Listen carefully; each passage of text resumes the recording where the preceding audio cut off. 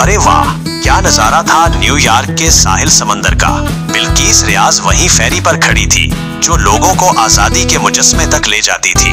लेकिन जनाब, फेरी में सवार होने के लिए पहले टिकट लेना पड़ता था और वीकेंड का सामान लोगों का जम गफीर था। फेरी तो यूं भरी थी जैसे कोई डब्बा खचाखच भरा हो। कतार में खड़े लोग धूप की तमाजत में पसीने से शराबोर अगली और इससे अगली फेरी का इंतजार कर रहे थे। किसी के हाथ में कोक बर्गर था तो कोई जूस और मूवी कैमरा पकड़े अपनी बारी का मुंतजिर था। इस हुजूम में सिर्फ नौजवान और बच्चे ही नहीं थे बल्कि बुजुर्ग हजरात भी नुमाया तौर पर नजर आ रहे थे। और सुनिए, कतार में खड़े लोगों का दिल बहलाने के लिए एक हबशी नौजवान अपने करतब दिखा रहा था।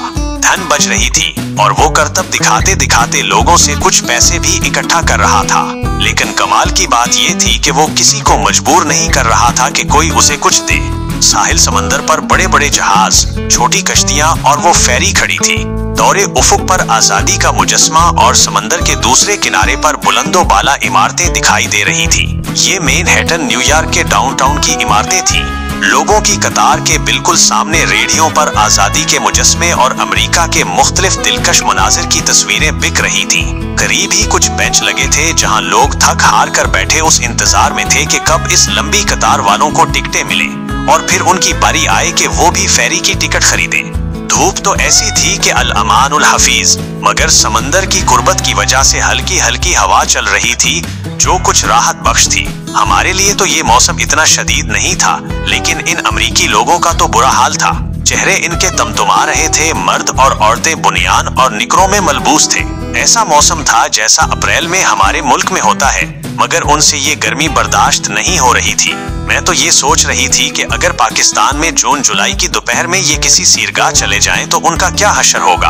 अभी मैं लोगों के इस हुजूम से थोड़ा हटकर एक बेंच पर बैठी ही थी कि मेरी नजर दूसरी जानिब उठ गई। एक बूढ़ा शख्स साफ सुथरी पेंट कमीज पहने और टाई लगाए मौसीकी की धुन पर नाच रहा था।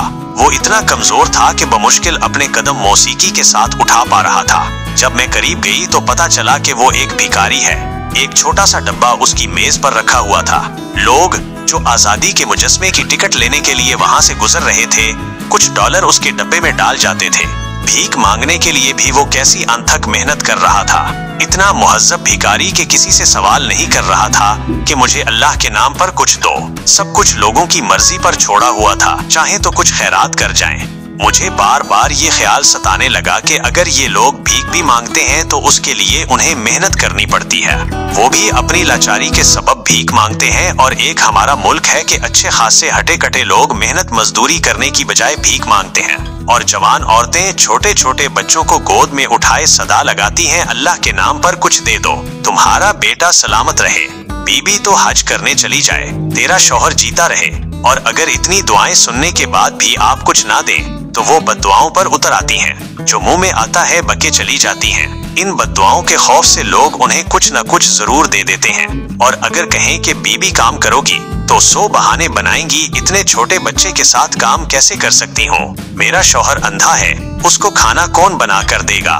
ये सुनकर उन्हें मजीद कुछ कहने सुनने की जरूरत महसूस नहीं होती। खैर, बात हो रही थी साहिल समंदर पर खड़ी इस फेरी की और उस पर सवार होने वाले लोगों की। वो ना जाने कितने घंटों से कतार में लगे हुए थे। इनमें जीने की एक उमंग थी। वो हर लम्हे को कैद करके उससे लुत्फ अंदोज होते हैं। वो सिर्फ आज का सोचते हैं, ये नहीं कि बरसों के बाद क्या होगा। मुस्तकबिल से बेनियाज जिंदगी गुजारते हैं। मैं यही सब कुछ सोचते हुए वहां से चली आई कि जो अच्छे असूल उन्होंने अपनी जिंदगी में अपना लिए हैं, हमें भी वो सीख कर इख्तियार कर लेने चाहिए ताकि हमारा मुआशरा भी बेहतरी और तरक्की की तरफ गामजन हो सके। और हाँ, अगर आपको ये बातें अच्छी लग रही हैं तो चैनल को सब्सक्राइब करना मत भूलिएगा।